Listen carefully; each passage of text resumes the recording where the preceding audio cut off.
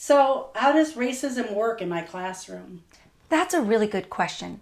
Oftentimes, when we think of racism, we think of a larger societal issue and never think about how it might be manifesting in our own classrooms.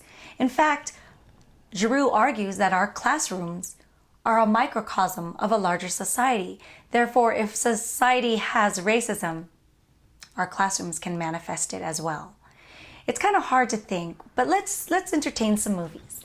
One such movie is Michelle Pfeiffer in her Dangerous Minds movie. That's a film where a white teacher, well-intentioned, goes into the urban cities of, I think it was of Los Angeles or New York, and basically saves the lives of urban students of color. This rhetoric is played again in Hilary Swank's role as in her film called Freedom Riders.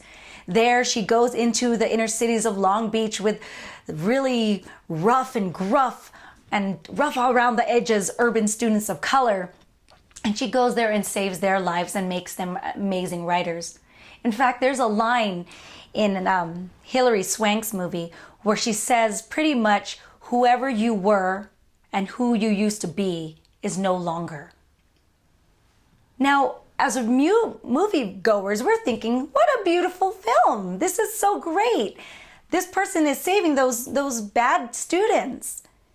But let's take a moment to entertain the flip side of how that might be manifesting.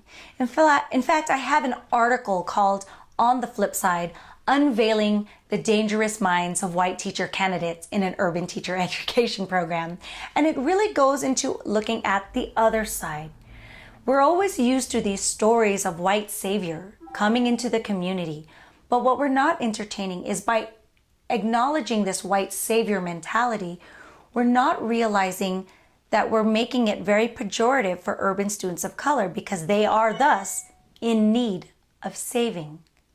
This becomes problematic in that when we think about culturally responsive pedagogy and teaching, we're always thinking about bringing the funds of knowledge of urban students of color into the classroom and giving it credence and paying homage to it so that it becomes a part of the curriculum.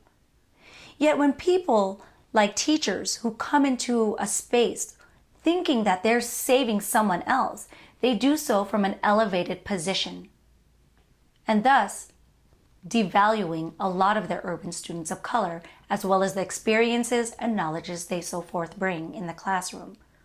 I know it's not typical to think of racism in that manner, but we need to think about how, by looking down on urban students of color, we might be recycling a very racist rhetoric about people of color in general.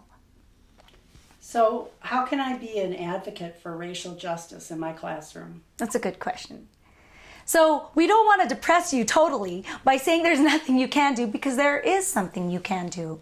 As educators, we're social justice advocates, and one part of that social justice advocacy is that of racial justice.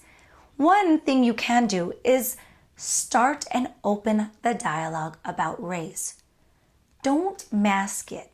In fact, I have a lot of students who say, well, I don't want to be political. But Sonia Nieto, one of the godmothers of multicultural education, reminds us that teaching is a political act. And I like to extend that further and say that if you do not take a stance, you are in itself taking a stance for the dominant status quo to maintain. So one thing you can do to enact racial justice is broach the topic. And I'll be honest with you, it'll be uncomfortable. You may not have the right answers, and you might have to say, you know what? I don't know. But doing so shows a vulnerability in the classroom that makes it reciprocal. One where urban students of color are having a feeling where they don't know, but yet the teacher is being vulnerable enough to say, I don't know either. By doing that, you have a more coalesced, humanizing educational system where you're both willing to learn, and you're not acting as some kind of Freudian banking system where I can just bank the knowledge to you. It really levels out the educational playing field. Another thing beyond broaching the topic is be okay with being uncomfortable. In fact, I like to always draw from the Beatles, because when the Beatles started producing their Hard Day's Life album, they started ending it in a very dissonant sound that the public didn't like. In fact, they thought the song was never finished. And they didn't like that. I like to say, have that emotional and cognitive dissonance. Feel okay.